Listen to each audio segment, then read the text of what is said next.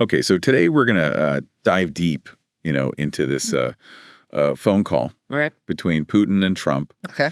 And specifically, we're looking at it from the Kremlin's perspective, Yeah. using their transcript of the call. Yeah. And I guess our big question is really, what does this tell us about where Russia stands on Ukraine right now? Right. And I guess their broader goals, what are they trying to achieve here? Exactly. Yeah. And it's interesting because you see some of the initial reports almost framing it as Russia making concessions. Right. But when you dig into the details of what the Kremlin's actually saying, it kind of tells a different story. Yeah. So let's break down exactly what the Kremlin said happened in this call. It was on a Tuesday. Okay. And right off the bat, it seems like Putin didn't actually concede on any of those kind of maximalist goals that he has for Ukraine. Right. And in fact, some of the things that were presented as concessions by Russia actually line up with their long-term goals. Right. Yeah, that's a really important point. And one example of that is the agreement to have a limited 30-day pause on strikes on energy infrastructure. Right. Now, that sounds like a concession on the surface, but you have to remember that Russia and Ukraine already had a tacit agreement to avoid these kinds of attacks. Right.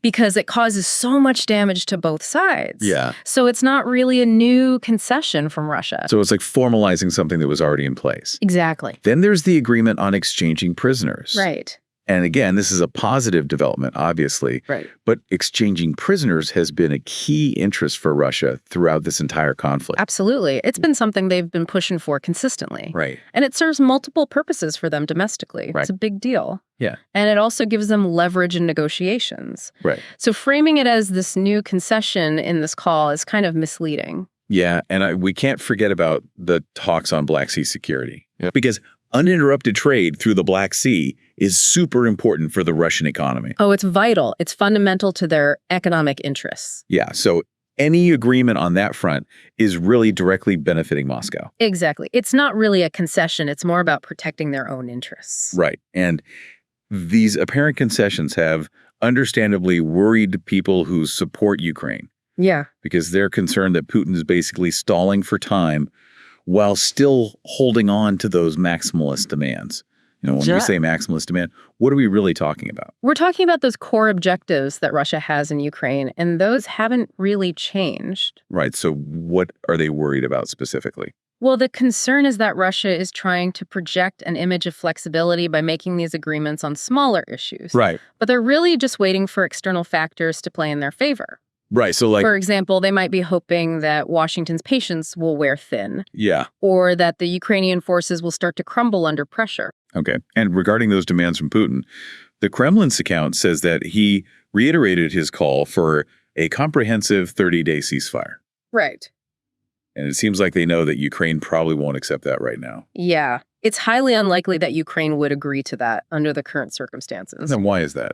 Well, because for Ukraine, agreeing to a ceasefire now would basically mean accepting the territorial losses they've suffered. It would freeze the conflict in a way that benefits Russia. So Putin's kind of offering this as a peace gesture, but... He is, but Ukraine sees it as a way for Russia to consolidate its gains. Right, okay. And of course, the Kremlin also threw in some accusations claiming that Ukraine had undermined past agreements and committed what they called barbaric crimes of a terrorist nature in the Kursk region. What do we make of these accusations? Well, it's part of a pattern we've seen from Russia throughout this conflict. Okay. They're trying to paint Ukraine in a negative light, right, delegitimize their actions, and basically justify their own military operations. It's part of that information war. Exactly. Okay, so this is interesting. Right after the call, like by Wednesday, the Kremlin was already accusing Kyiv of violating that limited ceasefire on energy infrastructure. Yeah, that was quick. And this was even before Zelensky had been briefed by Washington about the call. Wow. And he hadn't made any formal promises or anything. It makes you wonder if they were setting Ukraine up to take the blame. Right. Almost like they knew it wouldn't hold. Right. But later that same Wednesday, Zelensky actually did agree to Russia's proposal for both sides to stop attacking energy facilities. Okay. And this was during a separate call with Trump. Okay. And it was confirmed by Zelensky himself and Trump administration officials.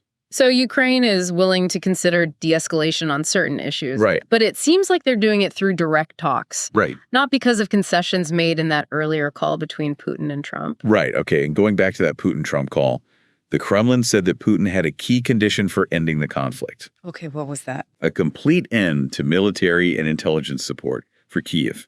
Wow. And analysts say that if that happened, Ukraine would be in a really tough spot. Yeah, because they're already significantly weaker militarily than Russia. Right. And without that external support, they'd become completely dependent on Moscow. And essentially under Russia's control. Exactly. And this really shows what Russia's ultimate goal is here. They want to neutralize Ukraine's ability to defend itself. And bring it back under their influence. Precisely. But here's a big twist.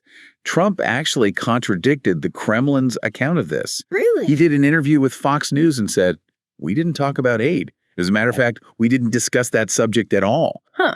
So he's directly denying that Putin made that demand. Yeah. And that's a huge difference between what the Kremlin is saying and what Trump is saying. It is. It raises a lot of questions about what actually happened in that call. Yeah.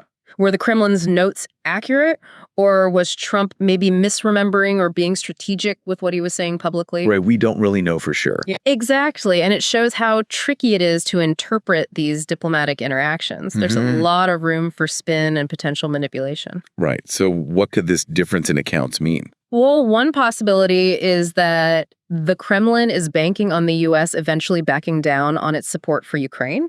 Okay. You know, they might see Trump's past criticism of Ukraine and his impatience with the situation as a sign that he'll eventually lose interest. Right. And that would allow Russia to keep pursuing its military goals while also trying to mend fences with the U.S. So they're playing the long game. Exactly. Another possibility is that Russia's hoping that a weakened Kyiv will eventually cave to their demands. Right, because if Ukraine is facing a tough situation on the battlefield and they feel like they've lost their main supporter, they might be more willing to compromise on their sovereignty just to make the conflict stop. Right, and some analysts are saying that Putin's ideal outcome would be to get everything he wants in Ukraine. And also normalize relations with the U.S.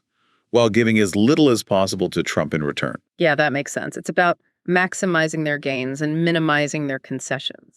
Right, and Putin might think he can actually pull this off. Why is that? Because Trump has been critical of Ukraine in the past. Right. And he hasn't always been the biggest fan of America's European allies. Yeah, so Putin might think that Trump won't put up too much of a fight. Right. And experts also point out that in Russian diplomacy, negotiations are often used as a tactic to gain time and destabilize their opponent. That's a classic Russian strategy. You know, they use talks to create uncertainty. Right. Slow things down and exploit any cracks in their adversary's position. And there's this idea that Washington's desire for a quick resolution could actually benefit Moscow.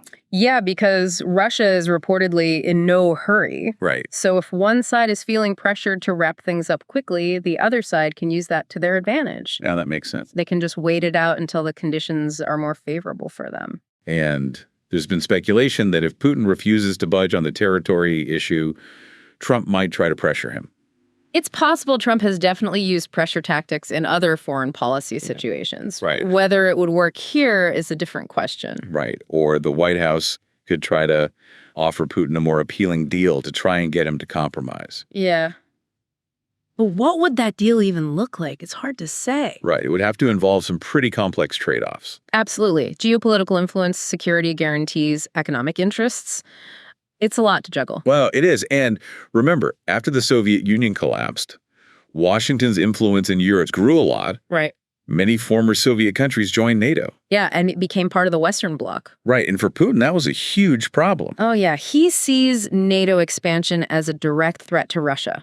Exactly. It's like encroaching on their sphere of influence. Right. And he clearly hasn't accepted this new reality. It's been a major source of tension between Russia and the West. Yeah. And he's been pushing for a broader discussion with the U.S. about European security. He wants to reshape the whole system. Yeah. He's hoping that Washington will agree to a deal that not only brings Ukraine back into Russia's fold, right, but also reduces America's overall influence in Europe. He wants to roll back Western influence. Exactly. So in theory, the White House could offer Putin some concessions on that front. Right. They could use that as leverage. But past administrations have pretty much rejected that idea. Yeah. They've seen it as a non-starter. Yeah. And analysts are saying that Trump might not have many good options here. Yeah. If Russia's not willing to compromise, or if they're just pretending to negotiate to buy time, right, what can he really do? And they're saying that a firm stance might be better than trying to make a grand bargain. So basically sending a clear message that they're committed to supporting Ukraine and resisting Russian aggression. Right. And that a quick fix isn't necessarily the answer. It's about being strategic and playing the long game. Okay. And here's another interesting thing.